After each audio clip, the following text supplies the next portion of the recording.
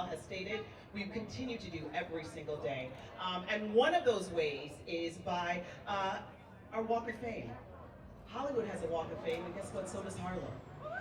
The Apollo has a Walk of Fame to recognize our leaders and our legends. That's what this institution is about, and that's what today is about, and inducting a very special person into the Walk of Fame. So, with that being said, we know here at the Apollo that legends are not made overnight, that success requires a magically destined confluence of opportunity, talent, and cultivation. So I am pleased to introduce a man whose legacy is inextricably tied to his keen ability to discover and mentor artists into stars and into legends. A man whose own legacy is that of a legend. He's easily regarded as the music industry's most prominent and inventive leader. Y'all know who I'm talking about right now. So everyone, please help me with a big round of a Harlem applause to welcome Mr. Clive Davis.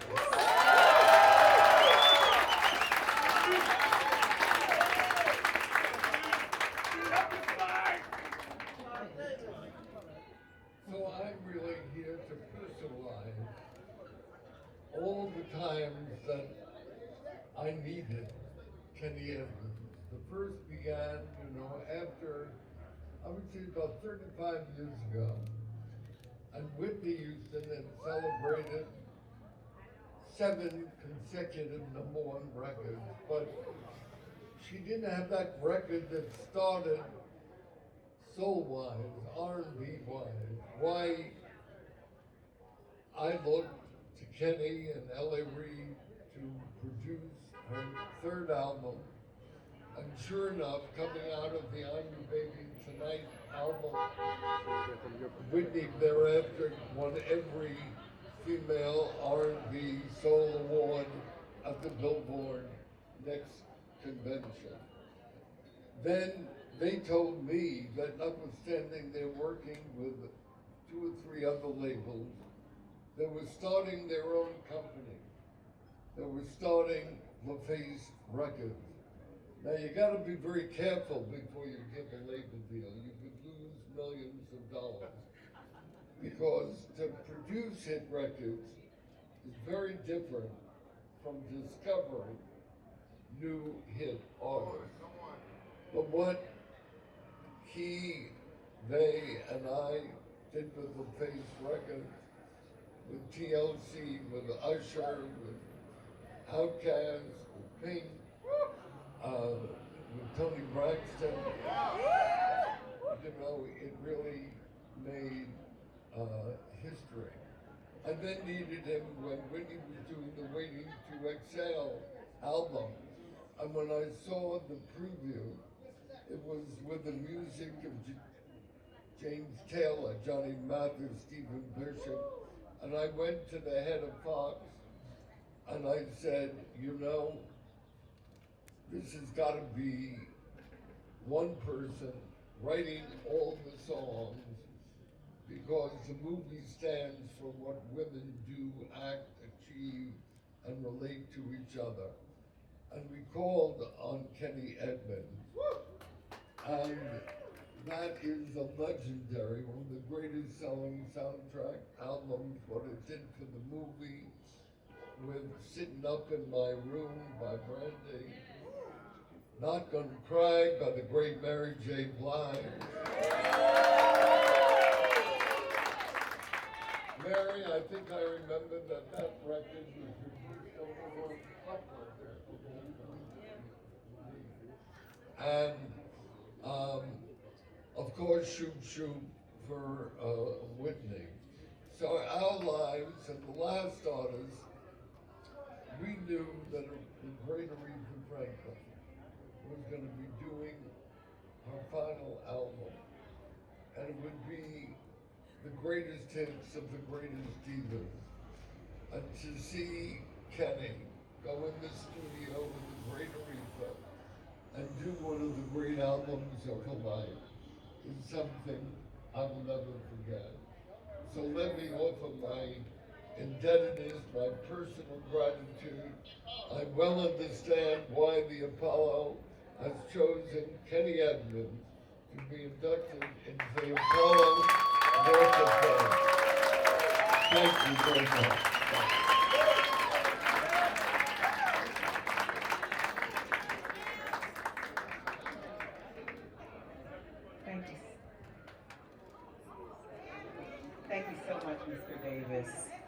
for those words and also anecdotes of inspiration honoring Mr. Babyface Edmonds.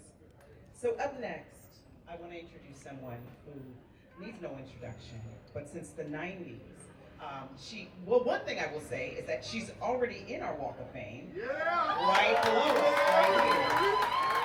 And since the 90s, perhaps nobody has brought to life through song the vivid, glorious, and heartbreaking experience of women in R&B and hip hop with the hip hop generation like this woman. With an unmatched sound and a voice that fuses together soul, gospel, and the raw blues. And our 2021 Apollo legend and queen of hip hop soul, Miss Mary J. Blige.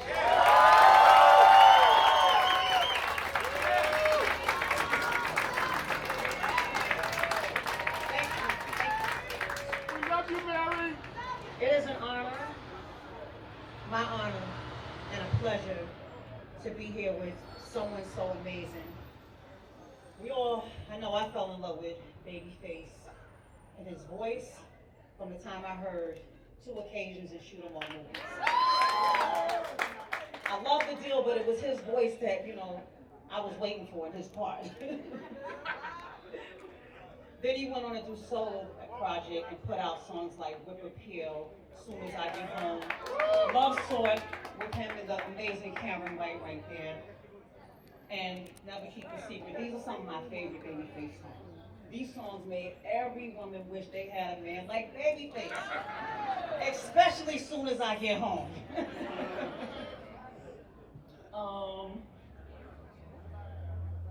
Wow. Babyface can look at your life and have a conversation with you and write a smash. When he presented Not Gonna Cry to me, I couldn't believe my ears because it was talking about exactly everything that I was feeling and dealing with. And I had to tell myself I'm not gonna cry every single day. And so when that song came, it was right on time. He continues to do that with new generations, with songs like Comfortable by Lil Wayne, and one of my favorite ballads right now today, Snooze by SZA. Babyface can touch any artist's life and change it. So Face, I want to thank you for touching my life and changing it with your pen and your presence. I love you. Congratulations on a well-deserved, long overdue induction into the Apollo Hall of Fame. Thank you.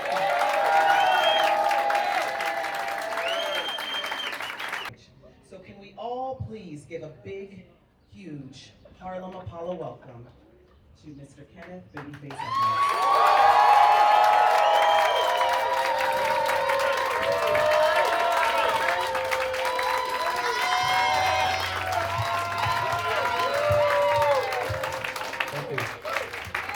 Thank you.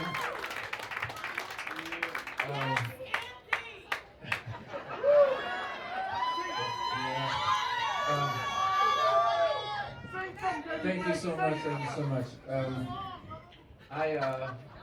I got really nervous all of a sudden because my notes they disappeared, and I was like, I'm in trouble. But I got this. So first, I want to say today's theme. I like to think of this as a theme. Today's theme is no one gets here by themselves, and nobody does it alone. And with that being said, I want to say thank you to Mary, because Mary, when I first worked with Mary is the most authentic person I know. She is true. She's real. When you did the song "Real," it's honesty. And I was so excited to work with Mary because every note in Mary's voice is true. And it's one of those things, yeah, she sings of pain, but she also sings of happiness, because you can feel it when she's happy and you can feel it when there's pain. You can feel just the truth out of her all the time. And that is the most amazing thing that I find about her. Me and Mary don't know each other a whole lot, but whenever we meet, it's like we've known each other forever. And I don't know what we're laughing about when we laugh all the time. It's true. And I feel like I've known her forever, and I haven't. And that's the most amazing thing. And that's because you're an authentic person. You're the truth. So thank you so much for doing this. I love you. Thank you. Yeah. Um, I'd like to speak about Mr. Clive Davis, the guru. Clive, I don't even know how to put this in words. I mean, Clive is the music man. He is he's the protector of songs. If we were in Game of Thrones, that's what he would be called, the protector of song. Um, it's hard to put into words what Clive has done for my career. Just in knowing him, being able to be around him and watch him work, and watch him find the songs, protect the songs, find the artists, find the producers, the whole thing encompassed. There should be a Broadway play about Clive Davis and the protector of the songs, because he's so amazing, and there should be, because he is always, and he was always that one guy that was always looking for that one song, and one story in particular. I had a song called Why Does It Hurt So Bad? Played it for Whitney. Whitney didn't want to do it. Clive played it for Whitney, and she said, nah, it ain't for me. And she would do that sometimes. And but Clive, he wouldn't let that song die. He just waited, and he waited for the right time. So that song took maybe about 8 years before it actually got to her. And she did such a beautiful job, and it wouldn't have ever had the chance if it wasn't for Clive Davis. So thank you so much for always believing in me, always pushing for me, and more importantly, always standing up for the songs. Thank you so much. As I said, today's theme is about no one gets there by themselves, no one does it alone. And I have to mention to you, there's a guy here that I grew up with, a guy named Daryl Simmons. Daryl Simmons, we grew up together.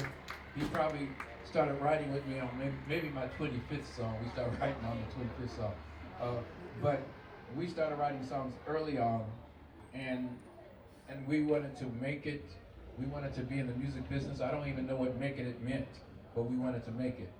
And I can remember we would be running on the street. If there'd be a car at one end of the block, and we'd be see another block. So we say, if we don't get to the end of the block before this car comes, we ain't gonna never make it. So we ran with all our lives, just to make sure to make it. And it didn't sure what making it meant, but I guess today this is what making it means. You know, it's a little bit of Daryl, I want to thank you for always being there, being one of my best friends, and always being there for me, and always being that guy I could always lean on. Thank you so much. I appreciate that. No one does it alone. I have to mention L.A. Reid. L.A. and I, we met each other in Indianapolis. We hooked up and started. He invited me to join the deal. And when we got into the deal, we decided that we wanted to write and produce together, not knowing exactly what that would mean.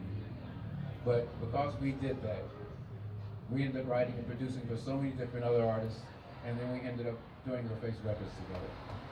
And I can honestly say, and I say this all the time, I would not be standing here in the way that I'm standing here had I not met L.A. Reid.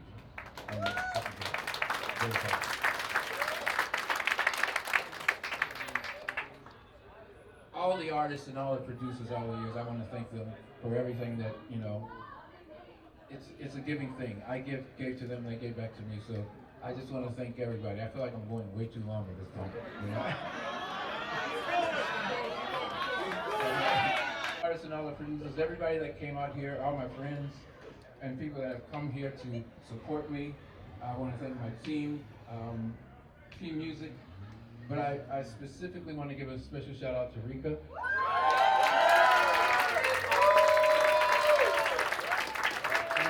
Rika has been helped to put this all together, but more importantly, over the past few years, she's been helping to guide my career and pushing me to take on new challenges that I traditionally would have said, nah, I ain't gonna do that. Nah, I don't think so. And she got me to change my mind so where I'm standing here doing it today like I'm doing it because Rika kept there. It's been amazing. When I I have to say thank you to the Apollo for even giving me this honor to begin with. I never imagined that I would get this. I never saw myself actually, being here at the Apollo. I didn't want to perform here because I didn't want to get booed. But, I didn't get booed, so I'm so glad that I came here for the Apollo. And when I got the call that the Apollo wanted to honor me, inside it was like OMG, OMG, OMG. But not really so much the oh my God, oh my God. It's really like, oh my God, he did this. God did this for me. And I would not be here if it weren't for God. And God has always done so many amazing things for me, and he keeps on doing so many amazing things. And so I have to end this thinking not just the Apollo, but I want to thank God for putting me here and giving me a chance to be with all you guys today. Thank you so much.